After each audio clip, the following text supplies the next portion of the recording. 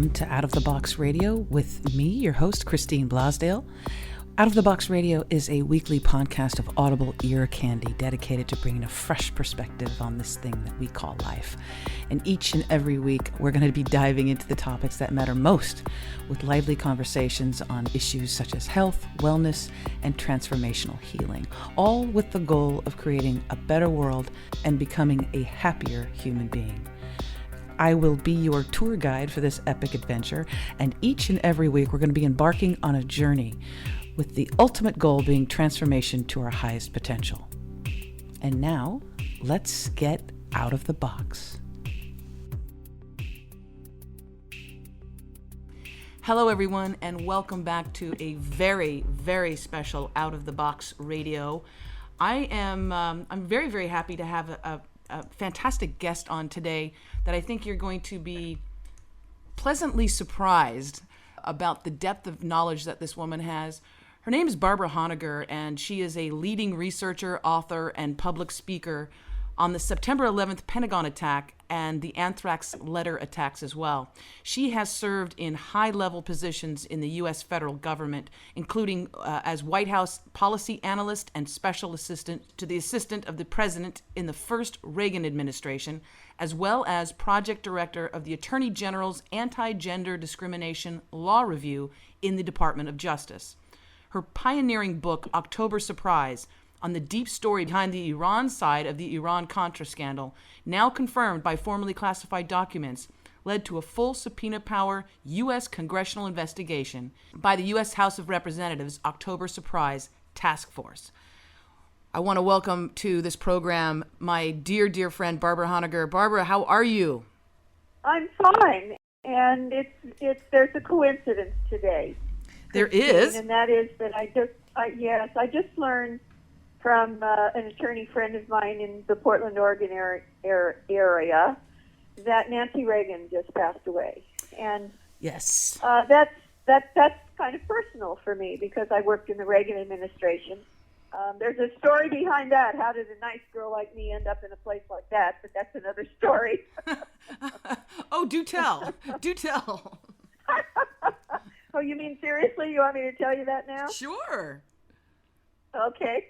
Well, it's fascinating actually because I'm as radical a social progressive as you can get, and I ended up in the West Wing of the Reagan White House, almost right over the Oval Office, for almost the entire first Reagan administration from '81 to late '83, and it was an amazing series of synchronicities actually that dropped me there, and like from a balloon, you know.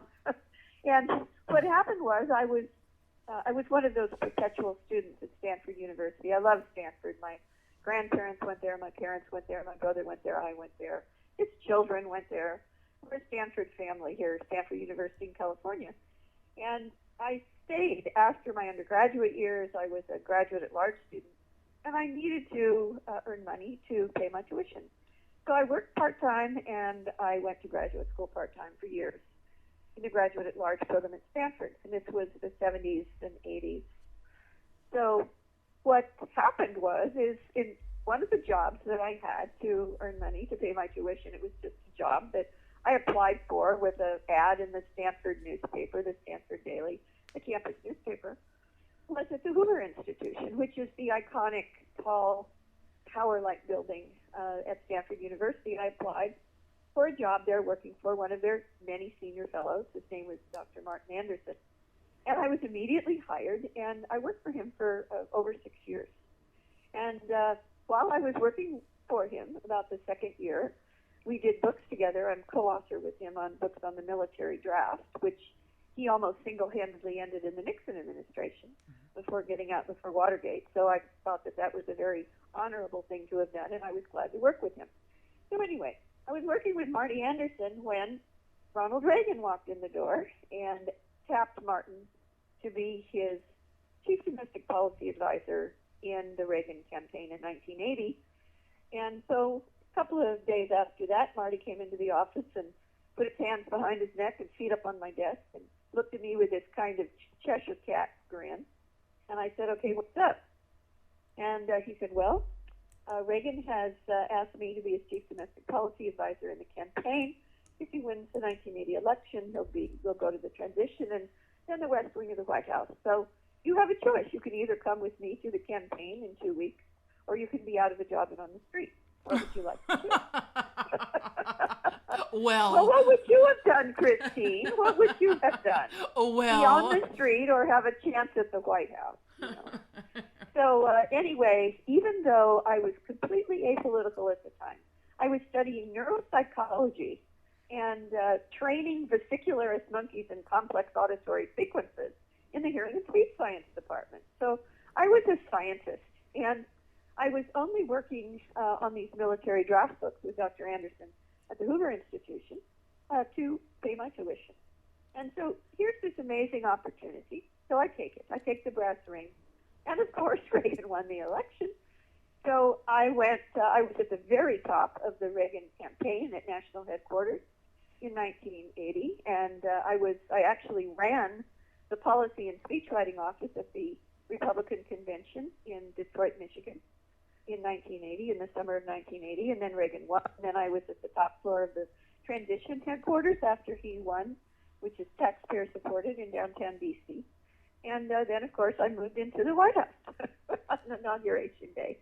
And the story goes on from there. If I had not been there, I would not have had the experiences that I had in the campaign and the White House that led me to being the first public resignation of conscience from the Reagan Bush Senior Administration. Talk about that. Late August of 1983. Yeah, talk you about mean that. My resignation. Your resignation. I mean that and we're talking about a time too when it probably everyone was saying like, what have you been drinking? Like what you know? It was going against the powers that be at that time. But what was the reason that you gave your resignation? And it was a resignation of conscience.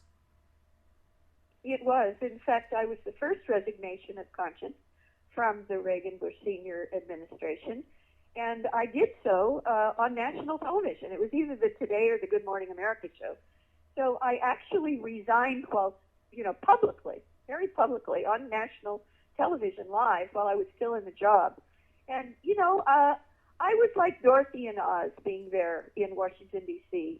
It was literally like, gee, Toto, we're not in America anymore, Yeah, yeah. And so I was shocked by what I experienced inside the Reagan White House and the Reagan Justice Department. They were, in my opinion, completely amoral, and they were actually borderline evil people. And they justified all of these horrible policies against women and minorities based upon their white male supremacy doctrine that they in turn justified with their non-Christian, allegedly Christian religion. So I was horrified the whole time I was there. And so the reason that I resigned, most people think it was over the Iran side of Iran-Contra. It was not. That didn't happen until the mid-'80s, after I'd resigned in late '83. I actually resigned over a secret plan that I became privy to, that I exposed in the longest fact-based opinion piece ever published by the Washington Post. Took up a whole page on August 23rd, 1983. And that resignation was over a secret plan that I exposed by the Reagan White House and Justice Department to destroy and to weaken and effectively destroy all 56 civil rights statutes by destroying their enforcement, the ability to enforce them based upon the fact that we did not yet have an Equal Rights Amendment for women. And I exposed that. Wow. And it was a Richter scale 9 political earthquake.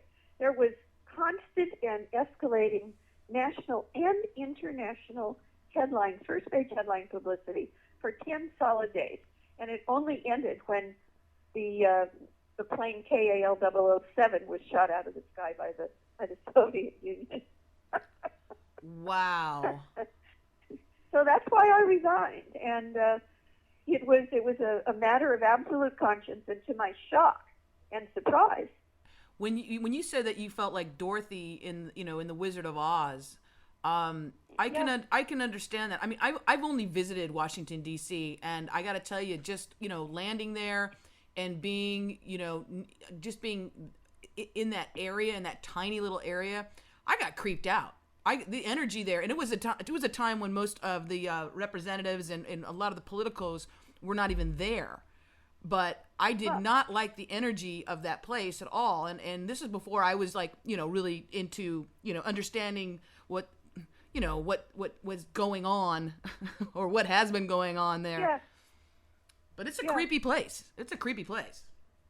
So I'd be interested to know what was the energy you picked up? I think it was just it was a rather dark energy, and it was, what it is that, that saying, absolute power corrupts absolutely? Yes. That was what I was getting. In fact, Washington is like the House of Cards. It really is. Wow. It really is. And when you land in the place, I mean, what year were you there? Maybe 12 years ago. Oh, that was after the end of the Cold War, though. It was worse before. So believe me. Well, I mean, Washington D.C. is the place from which they can decide to destroy the world. Yes. I mean, you just have to know that when you go there. I think that's what I picked up. I think that's what I was physically sick, not, just my stomach was and it was a nauseating feeling, and I just felt like I wanted to get out. I wanted to get out. I was there to cover. It was the big March for Women's Lives event. Like, so many people gathered for that. I was in that march. Yeah, march. remember that?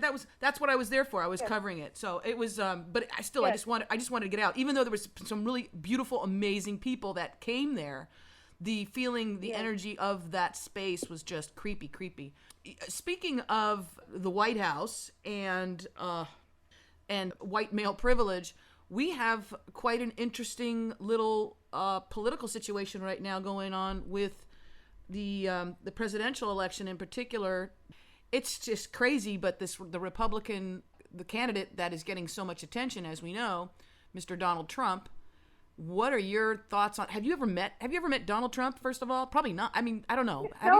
No, I haven't met Donald Trump. However, if people haven't read the issue, I believe it's still the current issue of Time magazine, with Trump's face on the cover, taking up the entire rectangle of the cover, not just the edges of his face, but his face literally takes up the entire cover.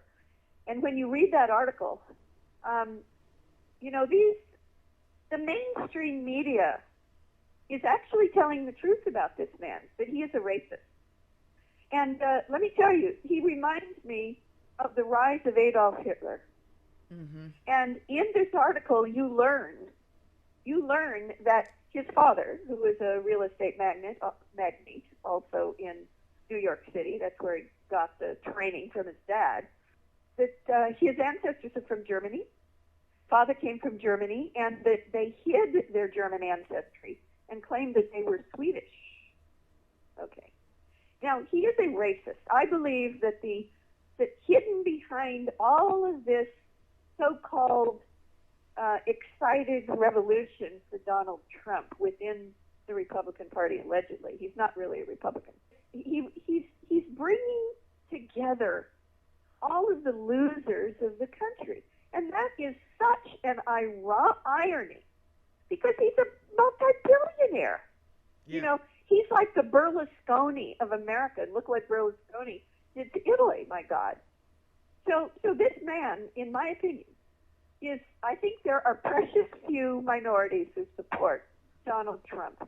He is basically pulling together the white losers of this country, and they are racist, and they want to blame minorities. They want to blame Muslims. Now, what's important about this is his ability to inflame people against all Muslims, which he's trying to do. He's trying to divide, conquer, and win the election that way, to divide white Americans, especially loser white Americans, middle and lower class, working class white Americans, homeless white Americans, people who are out of jobs or earning not very much money who are white. He's trying to so-called unify them against minorities and especially Muslims. But he's only able to pull this Muslim card because of, in turn, the lie of who attacked the United States on 9/11. It wasn't Muslims at all. And that's my work on the Pentagon attack on 9/11 and, of course, the World Trade Center attack as well.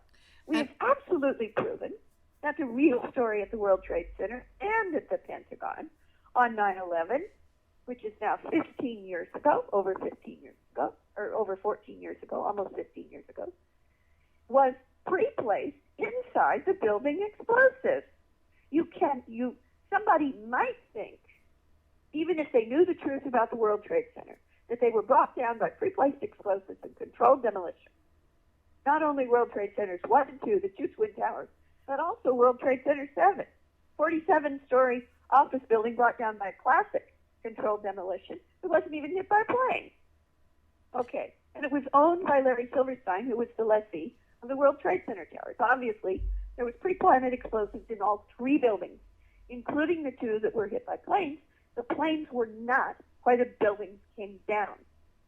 The plane impacts on the Twin Towers on 9/11 were coordinated, and those planes were controlled remotely by the same people who had pre-planted the explosives so that they could time the controlled demolition of the Twin Towers within a reasonable period of time after people saw the plane impact. Now, the same thing happened at the Pentagon on 9/11. I've proven by my work on the Pentagon attack that it also was the result of pre-placed explosives. Pre-placed explosives. There was a plane, just like at the 2 World Trade Center towers, but it wasn't the reason for the collapse of the wall. There were pre-placed explosives. Now, some kindergartner might think, well, maybe Al-Qaeda or some Muslim got inside the World Trade Center towers at midnight or something and planted these explosives throughout the building. Impossible. But they might think so. But even a kindergartner knows that Al-Qaeda, not Bin Laden, not anybody controlled by Bin Laden, not anybody controlled by any Muslim, planted explosives in the Pentagon. So my work on the Pentagon proves that the official story of 9/11 is a damnable lie, and it's still based upon the belief in this official conspiracy theory lie of who attacked us on 9/11, that Donald Trump is able to divide white Americans against Muslims and against minorities, especially Muslims. It's terrible. And it continues today with, it morphed from, when George W. Bush was in office, Dick Cheney was running the country, whatever. When that whole thing happened, it was, I remember, it was, Bin Laden, but then it was also all of a sudden, what the real reason was for building empire and taking over other countries. Then all of a sudden they were trying to tie in Saddam Hussein and insinuating that Saddam Hussein had something to do with it, to the point where they took a poll, Barbara, and it was at one point right before they started bombing Baghdad.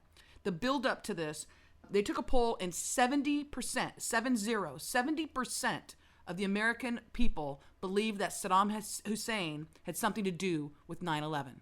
That's the power of the media. Well, they almost certainly, yes, you're right. I remember it being 60 to 65%. It's the same ballpark.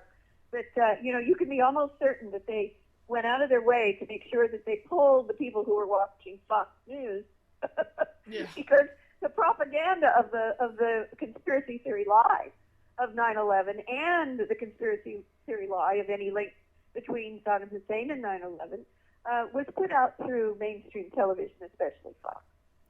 So it's not surprising that they got that high number. They wouldn't have gotten that high number if they polled people who read the internet.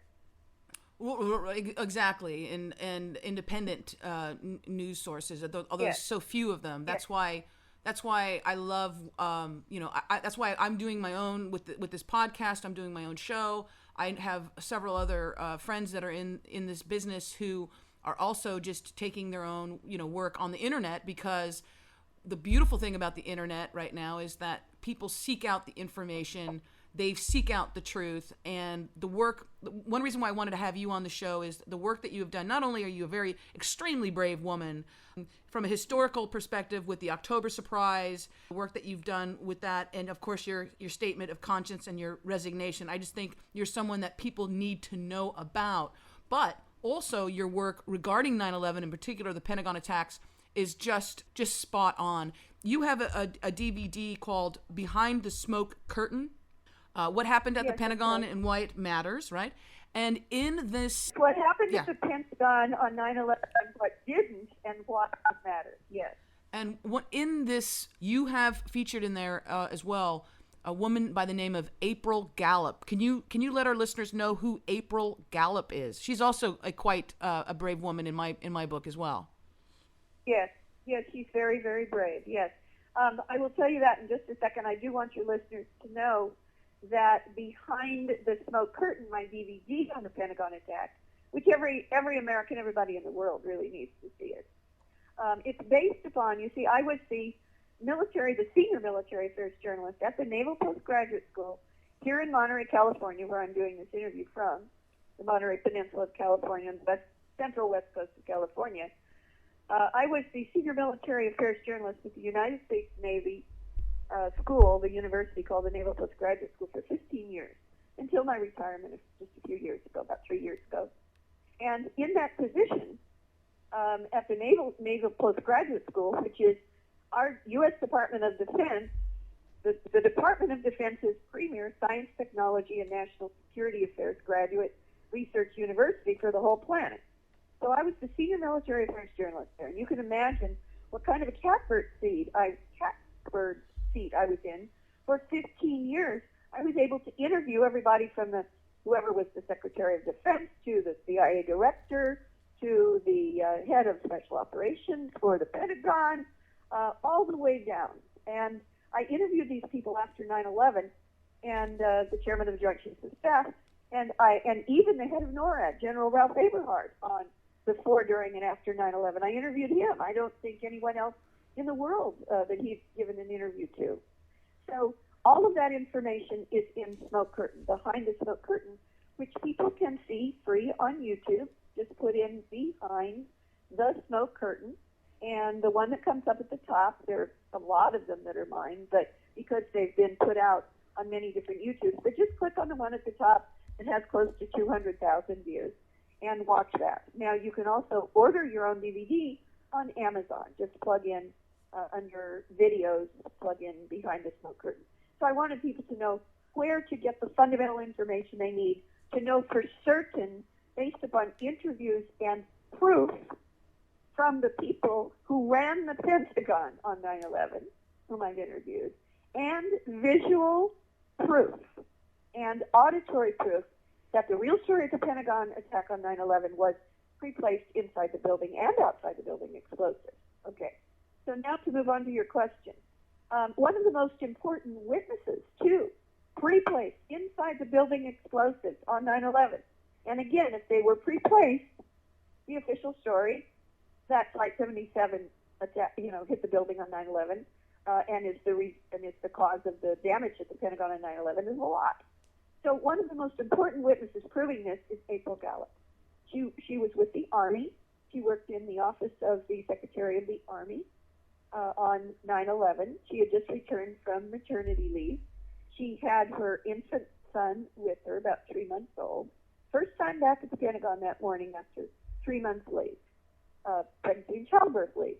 And she was sitting at her desk in the outside E-ring of the west face of the Pentagon, of the 5 faces of the Pentagon, the west face, which is where the official story says Flight 77 hit the building. And at 9:30, the official story says Flight 77 didn't get anywhere close to the building for almost another 8 minutes. It was over 150 miles away then, okay? Still. At 9:30 in the morning, a huge bomb or otherwise some kind of massive explosive went off close to her desk and almost killed her, killed a bunch of people around her. She was miraculously with her son still alive. She thought he was dead. He wasn't crying. He was in his onesie over her shoulder. She managed to make it out of the building. It's a miracle. And she was taken out on the lawn to the triage area and then taken to a hospital. So she survived. And the very fact that her death was where it was, which was at least 150 feet further to the left or north along the outside E-ring than the official story alleged impact point of Flight 77 that didn't even get close to the building if it was Flight 77 for another almost 8 minutes, proves the official story lies. She's an extremely important witness. And she has courageously gone public. When she got to the hospital, Christine, it wasn't long, and of course she was in shock. It wasn't long before she was at the hospital on the late morning of 9/11 that 3 high-level officers, one from the Navy, one from the Air Force, and one from the Army, appeared together by her bed and told her what to think and say. Told her that what had happened was Flight 77 is that a large plane had hit the building, and that was the reason she almost died. However, she realized after the fact that couldn't have been true. Couldn't have been true. Because the explosive that went off by her death didn't even go through the wall to the outside. It couldn't have been the impact of a plane, period. So she's a really important witness and a very courageous person, and I love her personally. Folks, if you're just tuning in, this is Out of the Box Radio, and my special guest this hour is Barbara Honegger, leading researcher, an incredible author, and public speaker on the September 11th Pentagon attack and the anthrax letter attacks as well. Her pioneering book, October Surprise, was just so vitally important on the whole behind the scenes of the Iran Contra scandal that rocked this country. And going back to the Pentagon, I wanted to ask you this because I just found this interesting, and I had been told that the section of the Pentagon in particular that was hit that day with what you and I believe is explosives inside the building, and not necessarily a plane. From my understanding, was there some type of audit going on regarding I think it was 2.3 or 2.2 trillion dollars that the Pentagon claimed was missing. They can't. That's correct. So there was an audit going on during that time? Yes, it's very important. And interestingly, I'm the researcher who first put this together and published it. I published this in the appendix to New York Times bestselling author Jim Mars's book on 9/11 called The Terror Conspiracy. He's now republished that as The Terror Conspiracy Revisited, and the proof that I was the first to publish it is in the back of his book that you could order from Amazon. But the bottom line of this is many people forget that the day before 9/11, on September 10th, believe it or not, Secretary of Defense himself, Donald Rumsfeld, goes on national television and says that the Pentagon, meaning himself, if you can believe it, cannot locate or find or track an estimated $2.3 trillion in previous expenses, in previous statements. So somebody's getting a hell of a lot of money that they don't want you to know where it is going. Well, now that was over quite a number of years, and then the next year it went up even more. So what's important about this is you can still, in fact, I could send you could put it on your blog, the link to the text of his entire speech the day before 9/11, and the whole thing is rather explosive because he says that the enemy is not without. The enemy is inside the Pentagon. The enemy of the American people is the Pentagon bureaucracy. So what happens? The next day, the Pentagon's attacked from the inside. Interesting? Now, you need to understand that $2.3 trillion is more than the official amount that the United States government has spent on the entire war in Afghanistan and Iraq ever since they started in October of 2001. 15 years almost. That's a hell of a lot of money. That's a hell of a lot of money. That's a hell of It's a lot of money. It's a hell of a lot of money, and it wasn't lost. It was masked. It was covered up. They don't want you to know where it went. And of course, the moment we were attacked, as it turns out from the inside, by insiders, not from Muslim terrorists, outsiders, on 9/11, that's the big lie of 9/11. The moment we were attacked, of course, the media, who would otherwise have focused on, so where is this $2.3 trillion all these years? Who got it and what are they doing with it? They forgot to ask, right? And they haven't asked since. Now, the other important fact is that there were two parts of the Pentagon on 9/11 where the most people died. There were about 125 people who worked at the Pentagon, putting aside the claim that there were people who died on Flight 77. About 125 people died who worked at the Pentagon. And there were two parts of the Pentagon where most people died. One of them was the Army area, close to where April Gallo worked, where the plane allegedly struck, and we can talk about why I use the word allegedly. But there was the Army area, and a huge number, I think it was over 30 or 35 of the people who died, were these Army auditors who were trying to track what happened to the $2.3 trillion. They just happened to be murdered the next day. You know what? If you wrote this in a script, for Hollywood, you took it to a big studio. Nobody would believe it. They go, "This is stupid. Nobody's going to believe this kind of. This is crazy." Wow. Well, they would say, I believe, that it's too far out even for fiction. Yeah. Yes. Now, this is interesting. The other part of the Pentagon that was the most destroyed with the most deaths per capita for that area, even more than the outside E-ring in the Army area where the plane allegedly struck, was 2 and 3 rings into the 5-ring Pentagon. It was the Naval Command Center. Well, let me tell you something you learn in Behind the Smoke Curtain. The Naval Command Center had a hardened room, a hardened area for the intelligence, the naval intelligence cell there, where there were between 18 and 19 people actually working there that day. But it was hardened against bombs even inside the 3rd ring of the Pentagon, okay? Well, guess what? The official story claims that of the 43 people who were there that morning in the whole Naval Command Center, not just the intel cell, of the 43 people who were there that morning, they all died 3 rings in from the alleged plane impact point on the outside of the building, that they all died except for one man, Lieutenant Kevin Schaefer.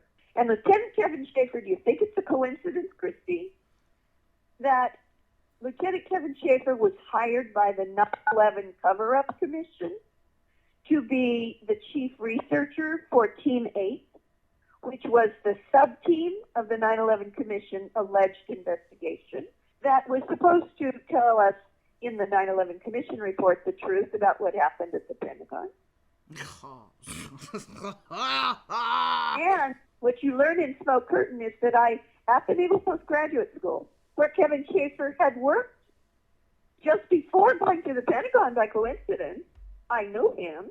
I interviewed the man who was his boss in the Naval Command Center, the admiral who was in charge on 9/11, and he told me in an interview at the Naval Postgraduate School that the official story of who and how many died in the Naval Command Center is a lie.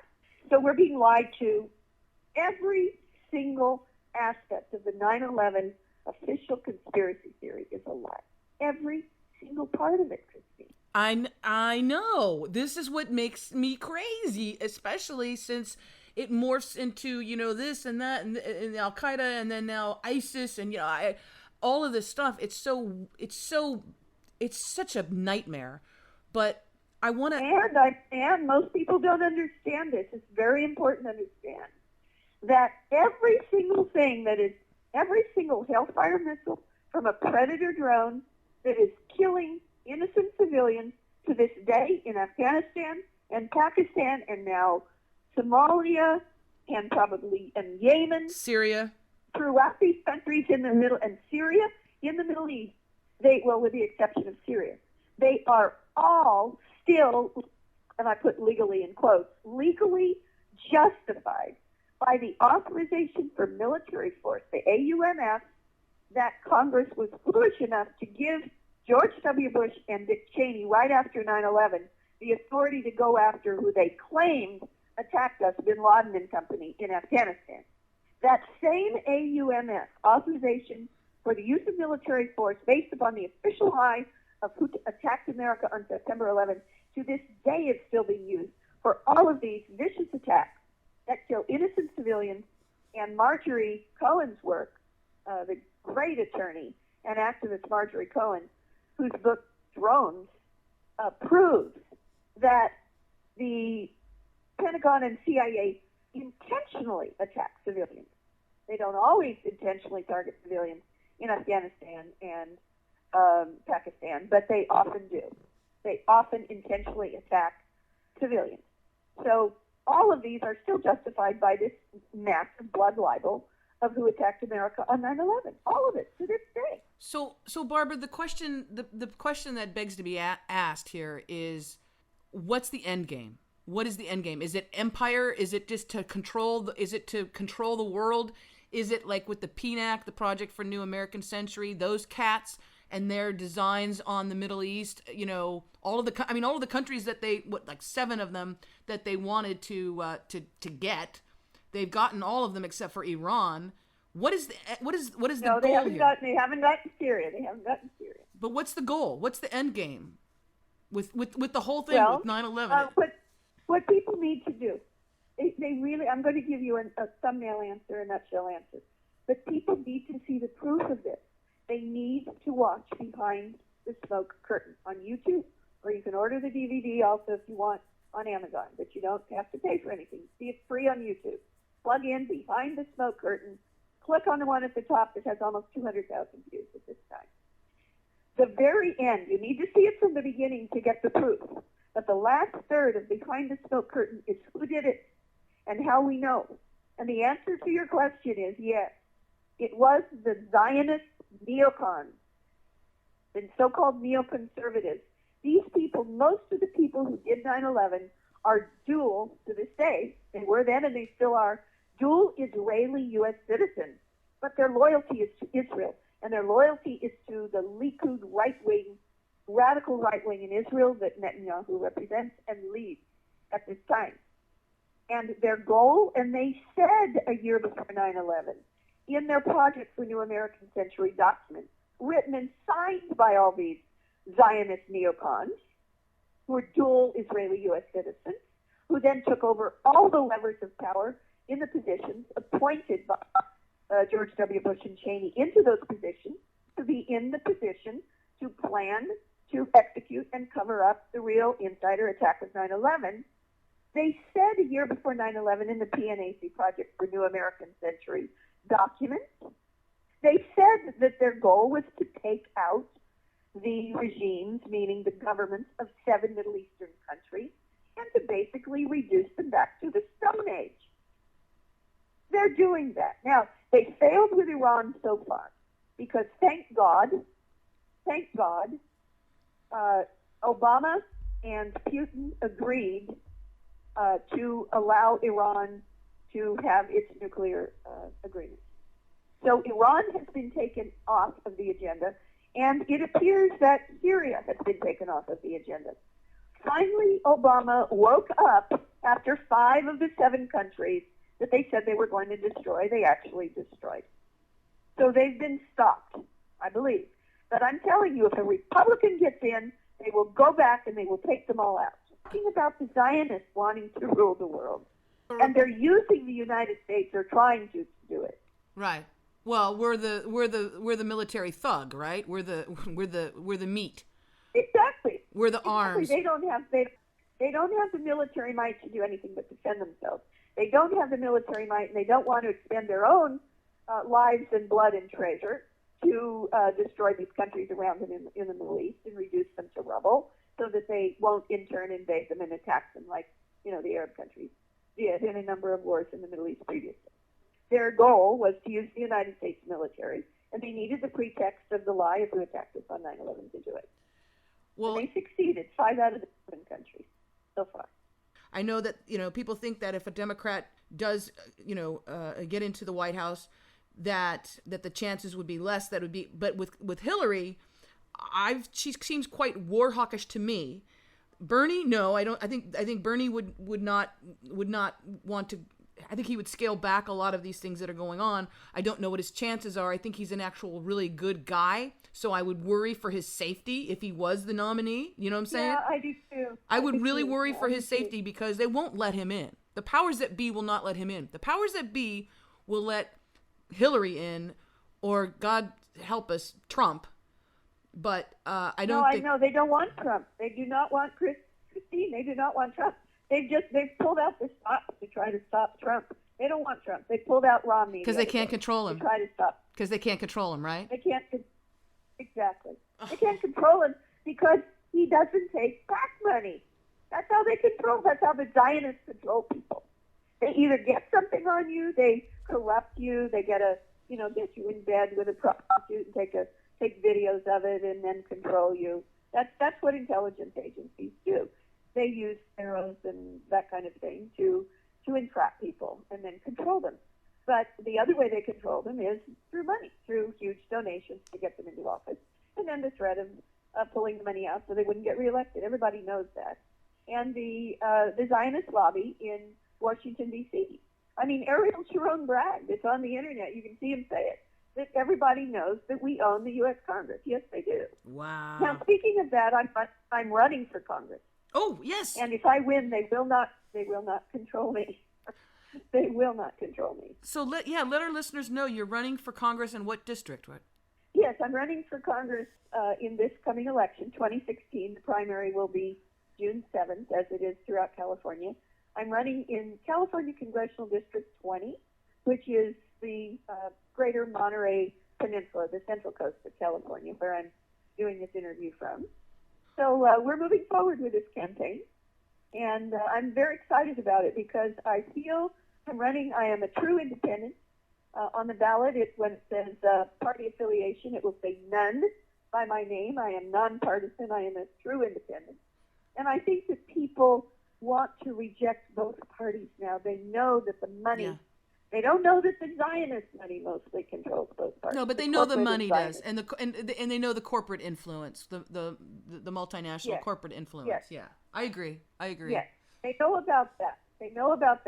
They don't understand the extent to which the right-wing pro-Israeli Israel before America's interest Zionists in Washington, D.C., the lobbyists there control things in the Congress. They don't understand that, but they will when they see the last third of behind the smoke curtain. Now, I want to talk about Donald Trump some more. Oh, let's do that because I wanted to come back to him too.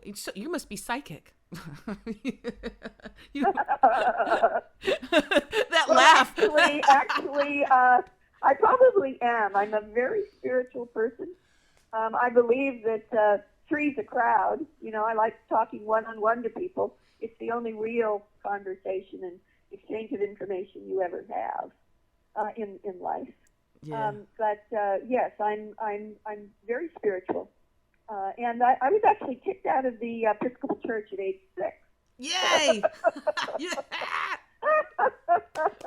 That deserves a round of applause. It was pretty amazing, really. So I was forced into my own deep spirituality at a very early age. They went around. They went around our Sunday school and wanted to know what we thought about Jesus Christ. And of course, at age 6, you don't know. I mean, you read these little Sunday school books and things, but I had no idea. So they went around the little, blonde, short kindergarten table, and there were about 12 of us in Sunday school, and they said, so what do you think about Jesus Christ? And I thought about it because I'm a very honest kid, honest to this day. And I told her what I thought, my kind of Sunday school teacher. And so I thought for a second, and I said, well, I'm sure he was a very nice man, but my daddy's better. And that scandalized the church. Oh, how cute is that? They would not let my mother bring me back to Sunday school for fear that I would corrupt the other children into thinking that their parents might be good people. I guess. I don't know. Wow. Anyway, Anyway, Back but, to back to yes, Trump. Let's get back to that crazy.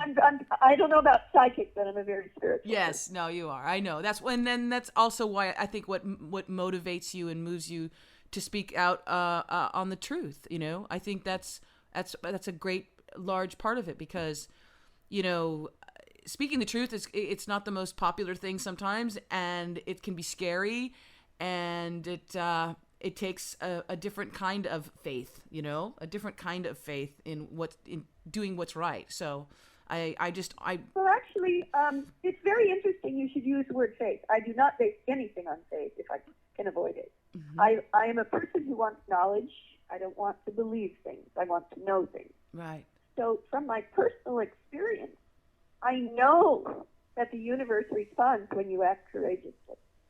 It responds in a very positive way. I like that. All right, let's go. No, let's get back to Donald Trump. I want to tell you something about it. First off, I think everybody needs a bumper sticker that says "Dump Trump." Okay? Yes. Okay. First, an important. People are trying to figure out how to stop Trump. I know exactly how to stop Trump. Go In for it. an instant, Trump, and it has to be said. What I'm about to tell you has to be said by the right person, in the right way, at the right time, as soon as possible. Trump is another McCarthy. Trump is trying to divide America by inflaming America against a so-called enemy. And he's making that Muslims instead of communists. Okay, international Islamism instead of international communism. He's trying to inflame Americans against Muslims based upon the official conspiracy theory lie of 9/11, which is totally false, and I've proved that in Behind the Smoke Curtain. So the way you stop him, imagine a debate between whoever the Democratic candidate is. If Trump were the candidate, I hope it doesn't get that far. But the moment anything comes out of his mouth, or even before, imagine it's probably going to be Hillary Clinton.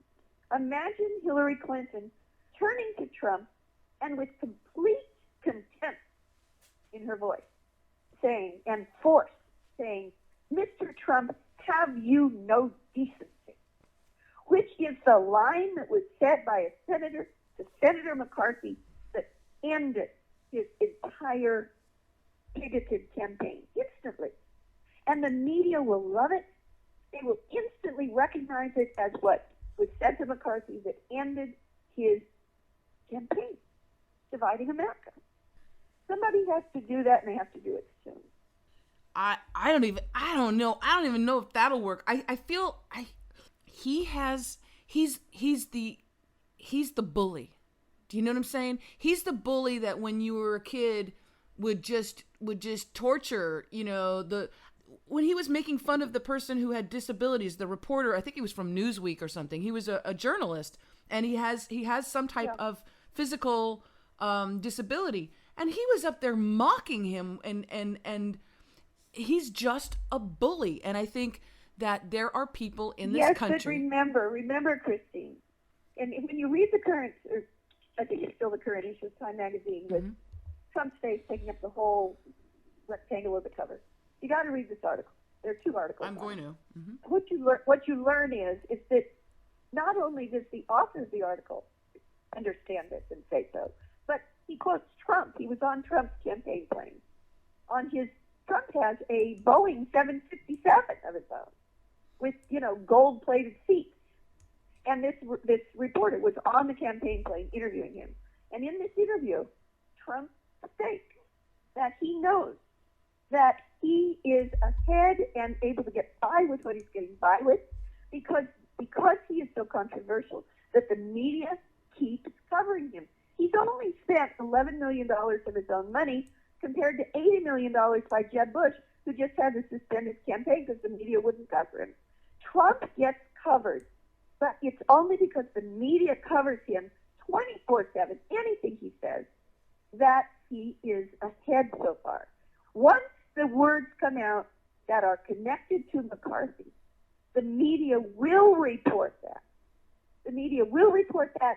There will be parallels made to Eugene McCarthy, and I believe that it is the best weapon to stop this man. I do believe that it will work because the media will make the connection to McCarthy and that whole era. That whole horrible era. I hope so. I hope somebody says it to him. If it's Hillary or Bernie. What do you think? What do you now? Yeah. Do you think Bernie's chances are just because he's not an insider? He's not a player like Hillary. That he's not. There's just no way for him because there's a huge upswell of support for him. I mean, well, especially yes, among younger people. There is. I mean, if I thought Bernie Sanders could win, and if it looks like he could win, I will vote for him. I don't believe he can after Super Tuesday. We'll see. Mm-hmm. I believe Hillary's going to be the candidate. I do believe that whoever the Republican ends up being, if the Republican establishment ends up successfully stopping Trump and somebody else gets in, Jeb Bush or Kasich or, whoever, or even Bloomberg, who's talking about running as an independent, against Trump. I mean, Bloomberg is their wild card to bring in. He's a multi-billionaire, a lot bigger also from New York City than Trump. So Bloomberg's their wild card. But whoever the Republicans end up running, I actually believe that they want, the Republican establishment anyway, and I think Trump too, would love to run against a self-proclaimed socialist. Come on. The Republicans would have a better chance of winning against Bernie Sanders, unfortunately. They would inflame the whole, people still, thanks to the CIA's propaganda campaign back in the Cold War, they still associate socialism with communism, even though it's not true. They still do. They go right back to Cold War rhetoric. They would paint Bernie Sanders as red, and that would be the end of we're not only voting for the President of the United States in the next election, and of course, all of the House of Representatives and a third of our senators. We are effectively voting for the Supreme Court for the next 30 to 40 years. The next president will appoint, there's so many elderly members of the judges on the Supreme Court. We are voting, the Supreme Court's even more important for the long term of this country than who becomes president. We cannot afford any Republican, period. The Republican establishment, the people who control the Republican establishment now, which are the evangelical Christians, the right-wing social fanatics, the anti-choice people, right. They want a theocracy in this country. They want people to be forced to take their oath of office on a Bible and not the Constitution. They want a theocracy in this country, even though it's not really Christian. And the Constitution explicitly states, just before the Bill of Rights, read it, quote, "There never shall be a religious test for any office or public trust under these United States or any of the 50 states," unquote. And yet, the Supreme Court justice, even adding, "so help me God," at the end of the oath of office for the President of the United States or any member of Congress, let alone any Supreme Court or any other court justice, any official throughout the United States, is unconstitutional. You cannot do it by the Constitution. And the President's oath of office, the exact words that are in the Constitution, there is no "so help me God" on it. It is unconstitutional to add those words. We are in for some. You cannot vote for any Republican. We are in for some really for a wild ride, aren't we? Yeah, I feel like Santa Cruz is only about an hour away from where I live, and when you go to the Santa Cruz boardwalk, you get on one of those things that they lock you into the seat and it takes you around and around and around and whips you around. I think between now and the election, it's going to be a lot like that. Yeah, I do too. Now, I want to remind people, in one of the first two Republican debates, it's still on YouTube, you will see Jeb Bush, who was still, of course, in the running at that time. He's now only suspended his campaign, by the way. He hasn't dropped out. He, quote, suspended, unquote, it the other day after Super Tuesday. Okay, so in one of the first two Republican debates, still on YouTube, you will see Jeb Bush, who is the spokesman for the Republican establishment, like Romney, who came out against Trump the other day, 2 days ago. You will see Jeb Bush in the Republican debate, one of the early ones, saying Donald Trump will not be allowed to be president. You got that too? Yes. I gotta tell you, at first I thought that was just like a boo boo, like a slip up, but then I was like, no, yeah, because the Bush family is quite powerful. The Bush family is we know the Bush family was right at the top behind the Kennedy assassination. Yes. I mean, when they say he's not going to be allowed to go forward, you know, they'll take out if they can take out presidents, they'll take out presidential candidates, one way or the other. And do you think that's why he hasn't completely stopped his campaign? He's just temporarily putting it on hold? He said, I suspend it. That's the word he used. Oh. Put it on temporary hold. Yeah. Okay. So, there's something to ponder. The game plan was supposed to be for the two dynasties to run against each other. Yes, that was the person of Hillary and the Bushes and the person of Jeb. But then, that was the game plan. That was the game plan. Game plan. Trump has disrupted the game plan in a very major way, and I would say that Bernie has disrupted the momentum of Hillary with the Democratic Party as far as, you know, people liking, you know, like really liking a candidate. The people that I've spoken to who are, they don't really prescribe to any particular, you know, political ideology, but they're like, you know what, they would feel a little bit safer. They would feel better if Bernie was in the White House, but they know that his chances are so very difficult. And like I said, I worry for his safety if he actually even did move forward, which, you know, they're not going to let it. It's going to be another Bush-Clinton thing, isn't it? It's going to be a Bush-Clinton fight. Well, I don't know if it'll be Clinton-Bush, but it could be Clinton-Bloomberg. It could be Clinton-Jeb. It could be Clinton-Jeb-Bush. More likely to be Clinton-Bloomberg, but we'll see. They're going to bring out some wealthy Republican candidate to run against Hillary, in my opinion. Now, I actually think that the groundswell for both Trump on the right and for Bernie Sanders on the left is basically we're madder than by their constituents, by their followers on both ends of the political spectrum, right and left. We're madder than hell. We're not going to take it anymore. None of the above. Not Republican, not Democrat. Yeah. Which is one of the reasons that there's such an opening for me as the only independent running here in the Monterey Peninsula. Well, I wish you so much luck on that. I've had such a wonderful time talking with you, and I'm glad that our listeners are getting to know Barbara Honegger a little bit better through this show, through Out of the Box Radio. Any final words you want to let our listeners know before we have to wrap up? Watch Behind the Smoke Curtain, please. Watch it through to the end. Yes. So that you understand what really happened on 9/11. Because the lie of who attacked America on 9/11 is still being used by the U.S. Congress and the President as the basis for all of this horrendous military action in the Middle East to this day. And it has to stop. Barbara Honegger, thank you so very much. I absolutely love and adore you, and I am so grateful that you're in this world and fighting the good fight. And I'm hoping that maybe we can send you to Washington soon. Thank you, Christine. It's a mutual respect and admiration society here because I'm so glad for what you do. You get more truth out per hour down there in the LA Peninsula and now nationwide with your new blog than almost anybody else I know. You're right up there with my soul sister, Bonnie Faulkner, in the Pacifica Radio Network up here in Berkeley. I dig some Guns and Butter and Bonnie Faulkner myself. So thank you so very much, Barbara. Okay, well, you have a great afternoon, and thank you for doing what you do. All right, love. Take care now. Once again, that was Barbara Honegger, and you can find out more information about Behind the Smoke Curtain. Go to YouTube, check it out. You can also purchase it online at Amazon. Behind the Smoke Curtain from Barbara Honegger. She has been my guest for this hour. That's all the time we have for today. I just want to thank you all for listening so very much. Make sure that you tune in next week for another Out of the Box Radio with Christine. And please, please, please check us out on YouTube.